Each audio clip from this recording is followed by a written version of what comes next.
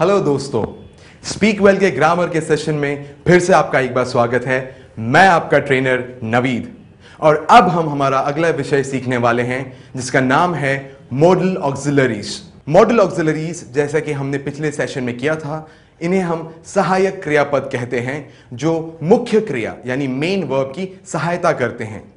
किसी भी वाक्य में मॉडल ऑक्सिलरीज मेन वर्ब को हेल्प करके उस वाक्य को अर्थपूर्ण यानी मीनिंगफुल बनाते हैं। तो आइए हम मॉडल ऑक्सिलरीज के कुछ उदाहरण देखते हैं। पहला उदाहरण है कैन। कैन किसी कार्य को करने की क्षमता बताता है वर्तमान काल में और भविष्य काल में। उदाहरण के तौर पे हमारा वाक्य होगा he can solve the problem. Hindi में वो सवाल हल कर सकता है। ये हमारा एक्टिव वॉइस हुआ। और पैसिव वॉइस में हम कहेंगे the problem can be solve by him. सवाल उसके द्वारा हल किया जा सकता है। आइए चलते हैं दूसरे मॉडल ऑक्सिलरीज की तरफ। कुड।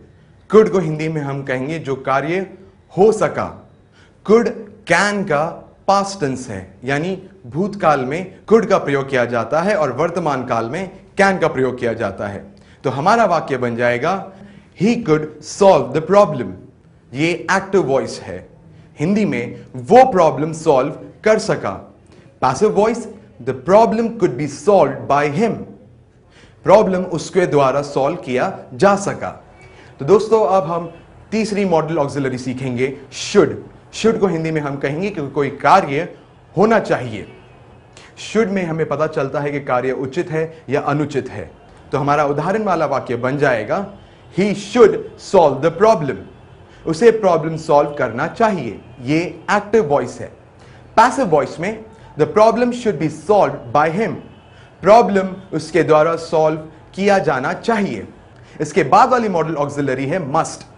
मस्ट और शुड में ज्यादा अंतर नहीं है, बट मस्ट में कार्य के होने पे ज्यादा जोर दिया जाता है और इसलिए हम हिंदी में उसे कहेंगे कि कार्य होना ही चाहिए।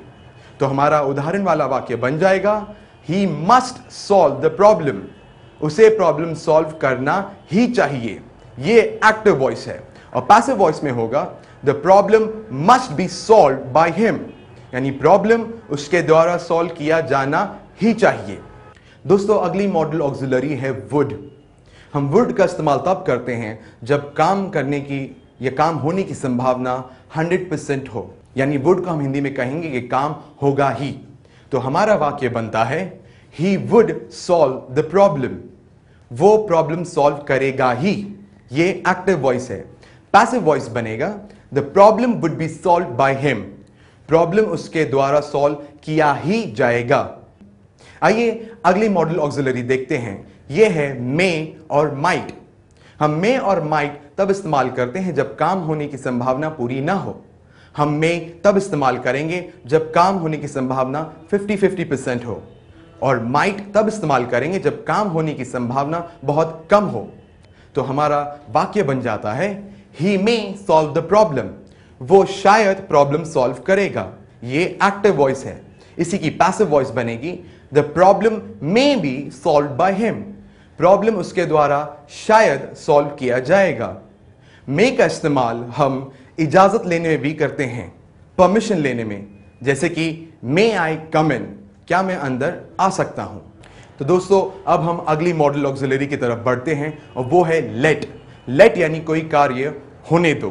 तो हमारा उदाहरण वाक्य बन जाएगा let him solve the problem. उसे प्रॉब्लम सॉल्व करने दो। ये एक्टिव वॉइस होगा। और इसी का पैसिव वॉइस होगा let the problem be solve by him. Problem उसके द्वारा सॉल्व करने दिया जाए। इसी तरह से अगली मॉडल ऑक्सिलरी है लेट अस। लेट अस तब इस्तेमाल किया जाता है जब एक से ज्यादा लोग हों। लेट अस के लिए हम हिंदी में कहेंगे चलो, और हम का इस्तेमाल करेंगे। तो हमारा उदाहरण का वाक्य बन गया let us solve the problem. चलो हम प्रॉब्लम सॉल्व करते हैं। ये एक्टिव वॉइस है। और पैसिव वॉइस होगा let the problem be solve by us, यानी कि प्रॉब्लम हमारे द्वारा सॉल्व किया जाए। दोस्तों अब हमारी अगली मॉडल ऑक्सिलरी है हैव टू, हैज टू। ये हम तब इस्तेमाल करते हैं जब हमें वर्तमान में कोई काम करना पड़ता है। तो हमारा वाक्य बन जाएगा he has to solve the problem, उसे प्रॉब्लम सॉल्व करना पड़ता है, ये एक्टिव वॉइस है। पैसिव वॉइस होगा the problem has to be solve by him, problem उसके द्वारा सॉल्व किया जाना पड़ता है। इसी प्रकार अगली मॉडल ऑक्सिलरी है हैड टू। अब हैड टू तब इस्तेमाल करते हैं जब आपको भूतकाल में कोई काम करना पड़ा, तो हमारा वाक्य बन जाता है he had to solve the problem, उसे प्रॉब्लम सॉल्व करना पड़ा, ये एक्टिव वॉइस है। इसी की पैसिव वॉइस होगी the problem had to be solve by him, problem उसके द्वारा सॉल्व किया जाना पड़ा। अगली मॉडल ऑक्सिलरी है will have to. Will have to हम तब इस्तेमाल करते हैं जब आपको भविष्य काल में कोई काम करना पड़ेगा, तो हमारा वाक्य बन जाता है he will have to solve the problem, उसे प्रॉब्लम सॉल्व करना पड़ेगा, ये एक्टिव वॉइस है। तो पैसिव है the problem will have to be solve by him, problem उसके द्वारा सॉल्व किया जाना पड़ेगा। तो दोस्तों अब हम सीखेंगे अगली मॉडल ऑक्सिलरी शुड हैव।